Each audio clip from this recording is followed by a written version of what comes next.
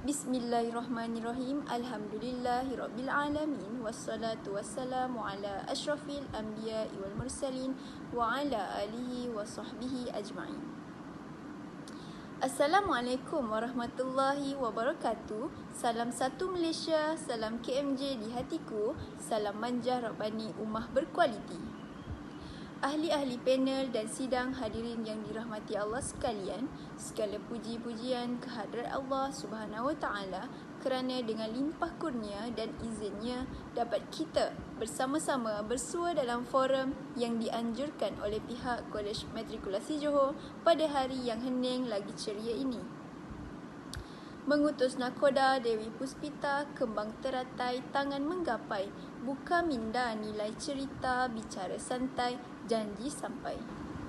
Hadirin yang saya hormati sekalian, sebelum saya memperkenalkan barisan ahli panel kita pada hari ini, marilah kita berkenalan dengan topik yang bakal mewarnai perbincangan kita pada hari ini, iaitu solat jamak dan kasar.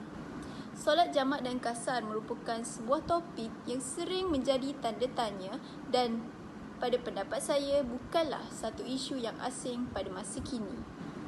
Sebelum saya meneruskan agenda kita untuk meneruskan perbincangan, terlebih dahulu ingin saya memberikan definisi kepada topik kita. Saya yakin lagi percaya solat jamak dan kasar masih menjadi tanda tanya bagi segelintir masyarakat kita pada hari ini, terutamanya bila ia dikaitkan dengan aktiviti musafir. Namun begitu, terdapat ramai juga para alim ulama yang telah membahaskan serta menjelaskan dengan bahasa yang mudah difahami oleh masyarakat mengenai isu ini supaya mereka lebih faham dan yakin tentang rukhsah dalam solat, terutamanya ketika musafir. Tetapi tidak mengapa, oleh disebabkan itu, hari ini kami menjemput dua orang barisan panel yang sangat berbesar hati untuk memberikan sedikit sebanyak ilmu mengenai rukhsah solat ini di mana mungkin dapat memberi manfaat kepada para pendengar yang dikasihi Allah sekalian. Sebelum kita mengupas lebih lanjut tentang topik ini, marilah kita berkenalan dengan barisan ahli panel kita pada hari ini. Barisan ahli panel kita yang pertama ialah yang pintar bermain kata, iaitu Saudari Umi Syamilah. Bergerak pula ke ahli panel seterusnya, ahli panel kedua dengan senyuman manis bak gula, Saudari Sharifah Najihah. Tanpa melengahkan masa lagi, ayuh kita bersama-sama telusuri tajuk kita, iaitu solat jamak dan kasar ini dengan soalan kepada ahli panel pertama, Saudari Umi. Saudari Umi, apakah konsep mahupun definisi solat jamak dan kasar serta contoh-contoh solat yang boleh dikasarkan dan dijamakkan serta niatnya? Terima kasih kepada moderator Saudari Adila di atas soalan yang diajukan. Bismillahirrahmanirrahim. Assalamualaikum warahmatullahi wabarakatuh dan salam sejahtera saya ucapkan kepada semua hadirin dan hadirat yang saya hormati. Seperti yang dimaklumkan oleh moderator, tajuk yang bakal dikupas oleh kami pada hari ini ialah isu-isu syariah semasa yang menjadi tanda tanya masyarakat pada masa kini, iaitu solat jamak dan solat kasar. Solat jamak kita dapat takrifkan sebagai menghimpunkan dua solat fardu dalam satu waktu, manakala bagi solat kasar pula didefinisikan sebagai memendekkan solat fardu daripada 4 rakaat menjadi 2 rakaat. Solat kasar ini juga boleh digabungkan dengan solat jamak, iaitu dengan memendekkan jumlah rakaat dan menghimpunkan kedua-dua solat tersebut. Jadi, para penonton pasti tertanya-tanya, apakah solat fardu yang boleh dijamakkan dan apa pula solat yang boleh dikasarkan? Melihatkan hadirin saya yang di sana telah menggaru-garu kepalanya, jadi saya akan menerangkan bahawa solat jamak dan kasar boleh dibahagikan kepada dua bahagian, iaitu jamak takdim dan jamak takhir. Antara contoh solat yang boleh dijamakkan dan dikasarkan ialah solat zuhur bersama solat asar dan solat maghrib bersama solat isyak. Seterusnya, saya akan menerangkan niat-niat bagi solat jamak dan kasar. Yang pertama, lafaz niat bagi solat jamak takdim.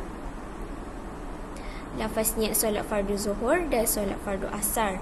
Yang pertama, kita haruslah berniat untuk mengerjakan solat fardu zuhur terlebih dahulu seperti yang berikut, iaitu usalli fardu zuhri ra'ataini jam'a taqdimi qasran lillahi ta'ala, yang membawa maksud sahaja aku solat fardu zuhur 2 rakaat jamak takdim serta kasar kerana Allah Ta'ala.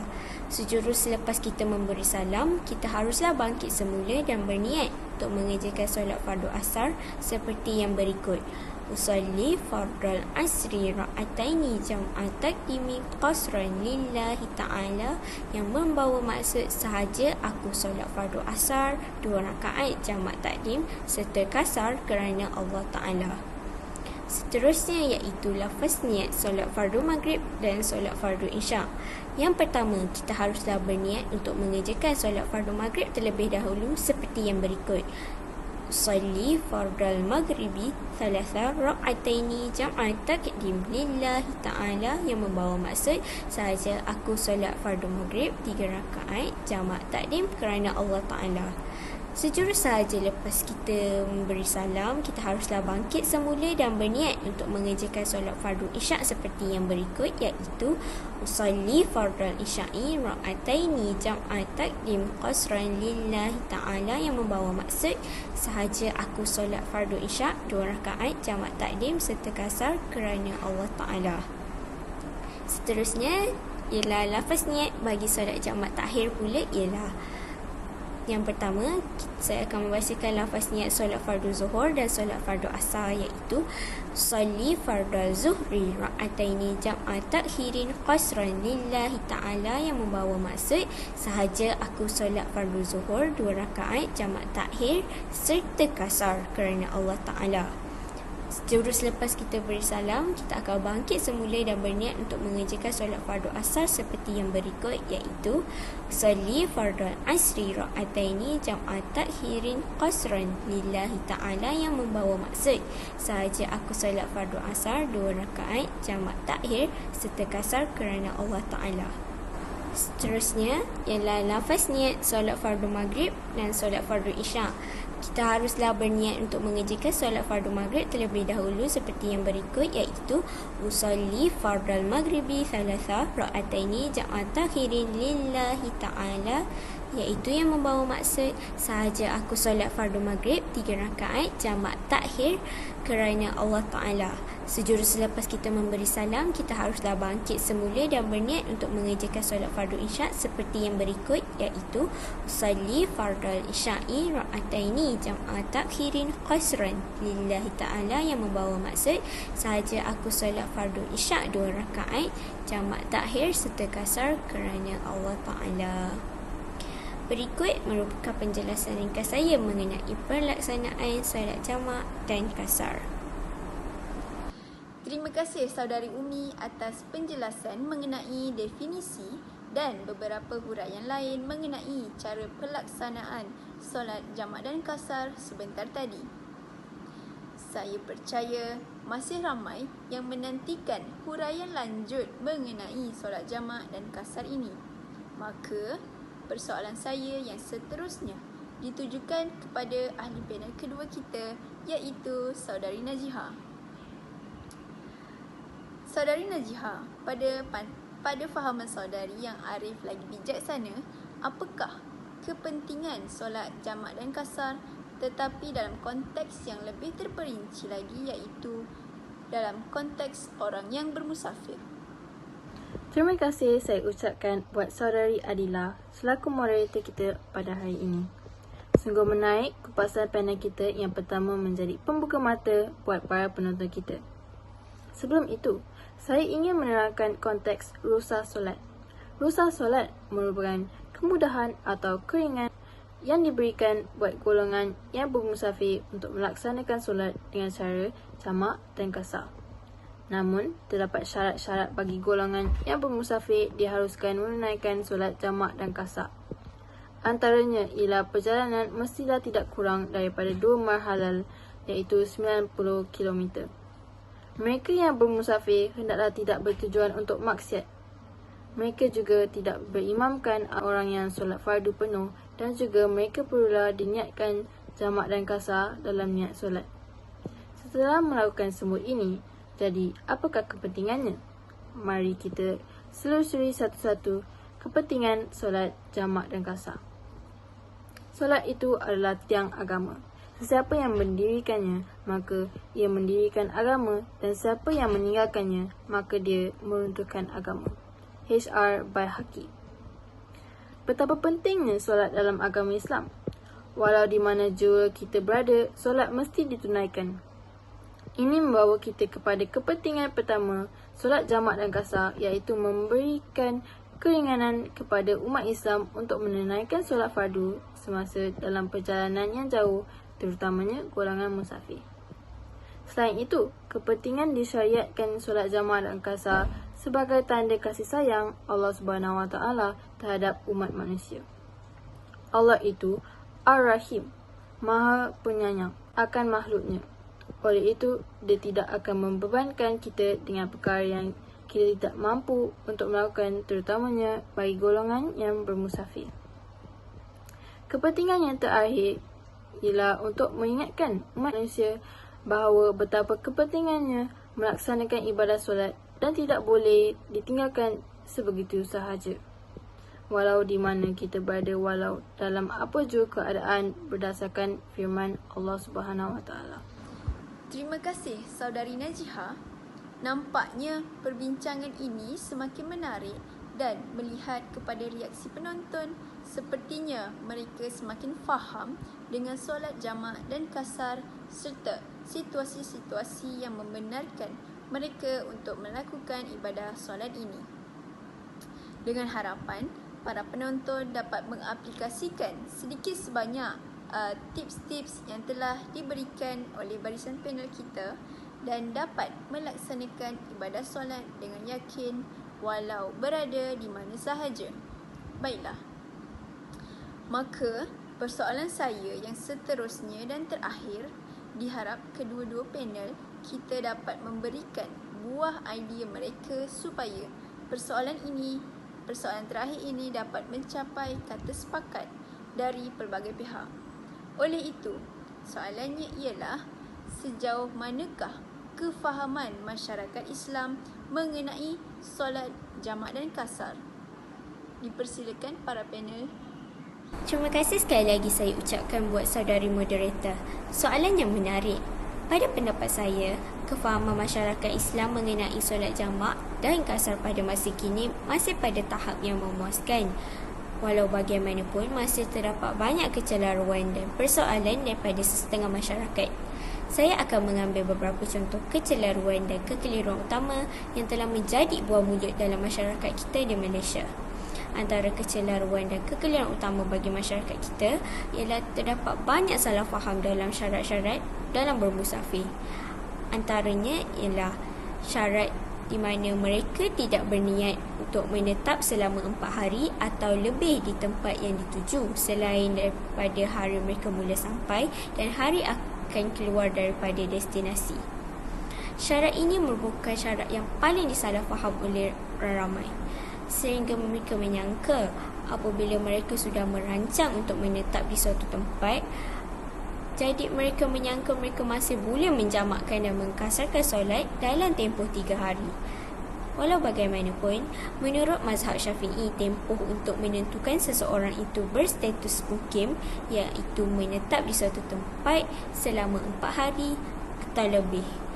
Dan ini tidak dikira hari perjalanan ke destinasi dan hari pulang daripada destinasi.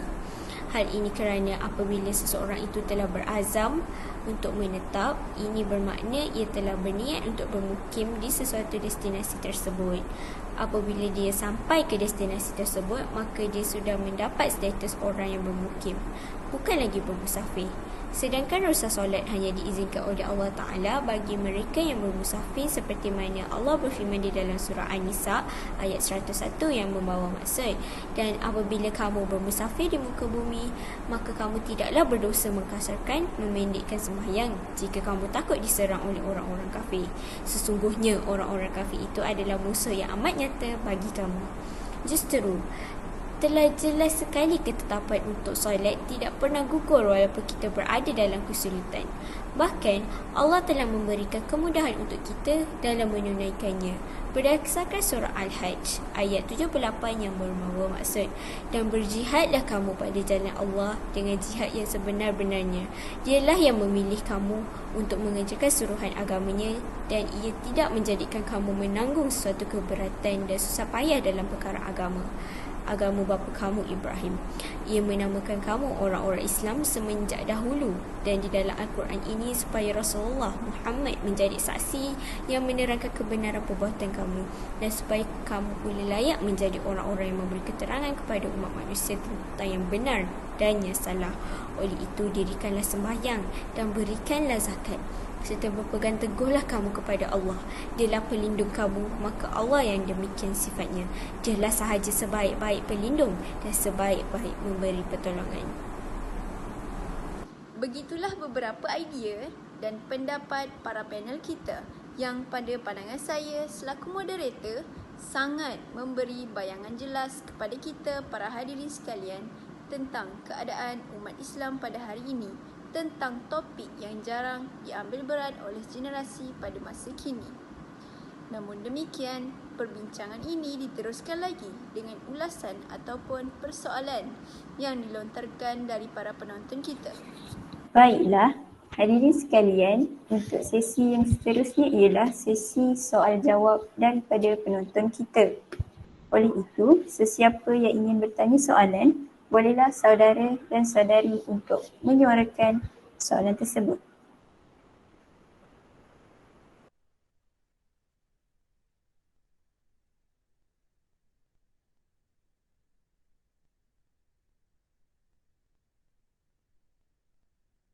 Assalamualaikum. Saya ada soalan.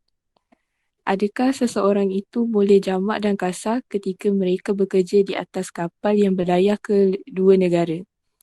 Sebagai contoh, seorang pekerja kapal yang bekerja di atas kapal melebihi 1 bulan dan kapal tersebut berlayar ke 3 buah negara, iaitu Malaysia, yang merupakan negara asal pelaut, Jepun dan China.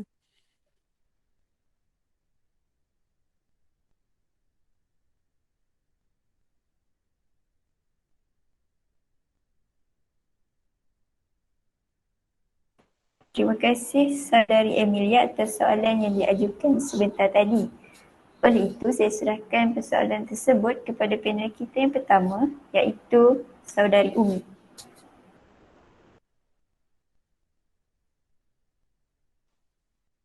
Terima kasih saya ucapkan kepada saudara moderator dan penonton yang bertanyakan soalan tersebut. Soalan yang menarik. Pada pendapat saya, seorang pekerja di laut yang berlayar dari satu negara ke satu negara yang lain diharuskan untuk mengerjakan solat secara jamak dan kasar di atas kapal tersebut kerana mereka telah memenuhi syarat musafir dari sudut perjalanannya yang jauh. Adapun setelah sampai di perhentian atau pelabuhan di suatu negara, maka ia bergantung kepada situasi dan tempoh pelayar itu berada di tempat persinggahan tersebut. Jadi, sekiranya persinggahan di negara itu telah melebihi tempoh musafir atau melebihi 3 hari, maka ia perlulah mengerjakan solat secara tamam, iaitu solat secara sempurna sebelum bergerak ke negara lain.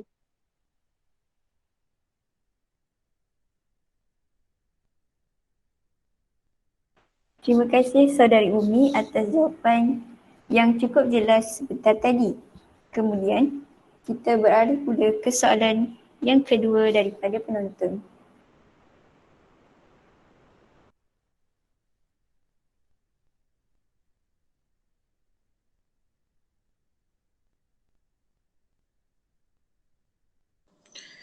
Assalamualaikum warahmatullahi wabarakatuh.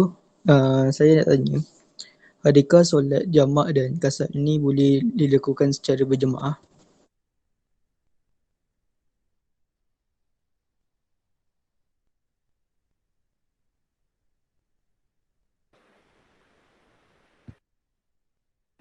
Baiklah, saya akan menjawab soalan ini.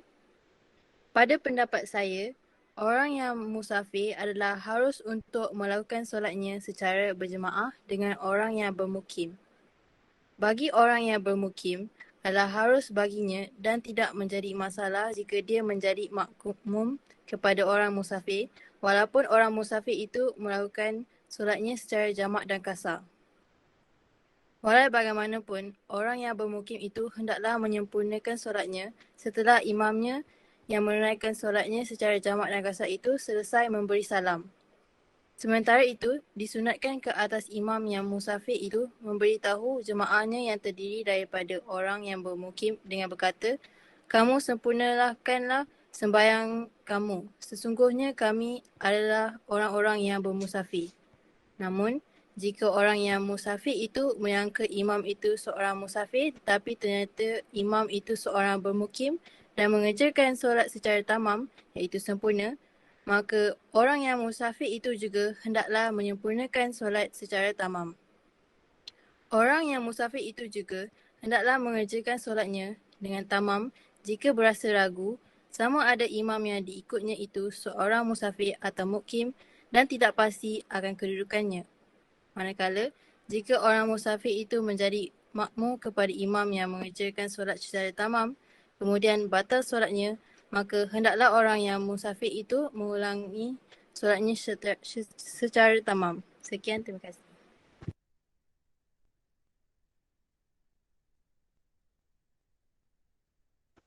Jawapan yang sangat jelas dan padat telah diberikan oleh ahli panel kita sebentar tadi. Seterusnya, jika penonton masih mempunyai sebarang soalan, bolehlah hadirin sekalian untuk mengajukan soalan tersebut kepada ahli panel kita.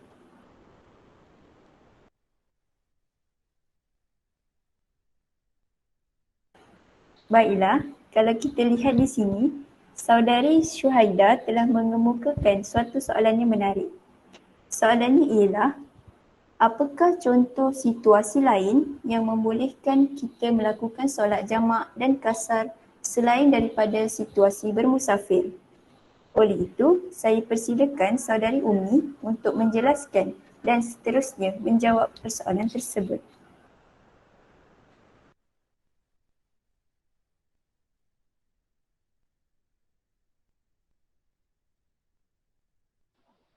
Terima kasih sekali lagi kepada saudari moderator. Baiklah, berdasarkan hadis riwayat daripada Said bin Jubair Ibn Abbas berkata yang bermaksud Rasulullah SAW pernah berkata, menjamakkan solat zuhur dengan asar dan maghrib dengan isyak bukan kerana takut peperangan dan bukan pula kerana safar. Hadis ini merupakan antara dalil yang boleh menjelaskan menjamakkan solat ketika mukim dengan alasan tertentu yang akan kami kemukakan. Kita boleh menjamakkan solat kita apabila berada di dalam keadaan ketakutan seperti dalam peperangan dan juga semasa cuaca hujan lebat.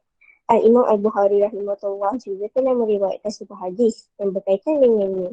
Dan ini juga daripada jalan Ibnu Abbas radhiyallahu anhu yang bermaksud Rasulullah SAW telah solat di Madinah 7 rakaat dan 8 rakaat, iaitu Zuhur dan Asar 8 rakaat, Maghrib dan Isyak 7 rakaat. Maka telah berkata ayat Al-Sa'iyati, boleh jadi ia pada malam yang hujan dan berkemungkinan boleh jadi. Riwayat Al-Bukhari. Jadi, sangatlah dibolehkan jika mendapat keuzuran yang membolehkannya untuk melakukan jamak. Sakit itu adalah satu keuzuran dan apabila terdapat masyakkah, kepayahan atau kesejukan, maka dibolehkan untuk orang yang sakit menjamakkan di antara dua solat. Hujan, sejuk yang melampau, angin yang kencang dan jalan yang berlicak ini juga merupakan salah satu keuzuran yang dibenarkan untuk menjamakkan solat. Ibnu Mutakin rahimahullah berkata, ulama berbeza berpendapat dalam mengatakan kebolehan untuk menjamakkan solat kerana hujan. Al-Imam Syafi'i dan Jumhur membolehkan pada solat-solat yang boleh dijamakkan padanya. Manakala Al-Imam Malik hanya mengkhususkan pada waktu maghrib dan isyak sahaja. Namun, solat kasar pula hanya boleh dilakukan bila kita musafir sahaja. Jadi, boleh jadi kita boleh menjamakkan solat tanpa musafir apabila berada di dalam ketakutan seperti peperangan dan juga semasa hujan tetapi tidak bagi solat kasar atau sebaliknya.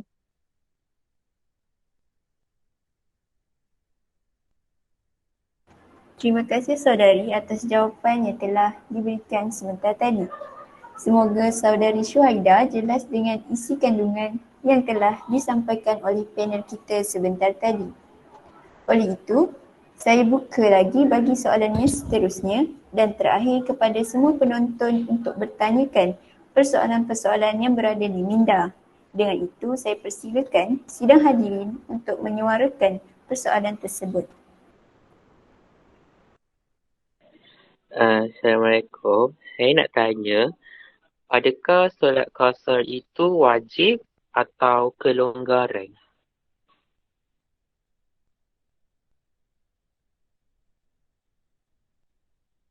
Waalaikumsalam. Baiklah, saya akan menjawab soalan ini. Para ulama telah berbeza pendapat adalah solat qasar itu wajib atau rusak. Pendapat tersebut terbahagi kepada dua mazhab. Mazhab pertama iaitu bahawa solat qasar itu kelonggaran. Maka sekiranya mahu qasar, boleh qasar, dan jika mahu solat secara tamam, boleh solat secara tamam. Ini adalah pandangan Imam Syafi'i dan Imam Ahmad. Mazhab kedua iaitu bahawa solat qasar itu wajib dan 2 rakaat yang dikerjakan, kedua-duanya adalah kesempurnaan solat bagi musafir. Ini adalah pandangan mazhab Abu Hanifah. Sementara menurut Imam Malik, solat qasar adalah sunat, bukan wajib. Terima kasih.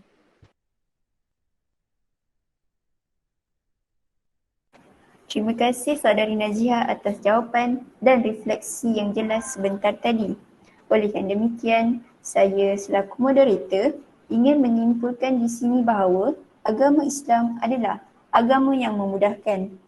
Terdapat banyak cara dan rukhsah dalam Islam untuk memastikan umat Islam sentiasa dapat beribadah kepada Allah walaupun terdapat beberapa keadaan dan kekangan. Oleh itu, saya ingin mengucapkan terima kasih kepada ahli panel kita, saudari Najihah dan saudari Umi serta sidang hadirin sekalian yang hadir untuk mendengar forum kita pada hari ini. Dengan itu, saya akhiri dengan wabillahi taufiq wal hidayah. Assalamualaikum warahmatullahi wabarakatuh dan selamat malam.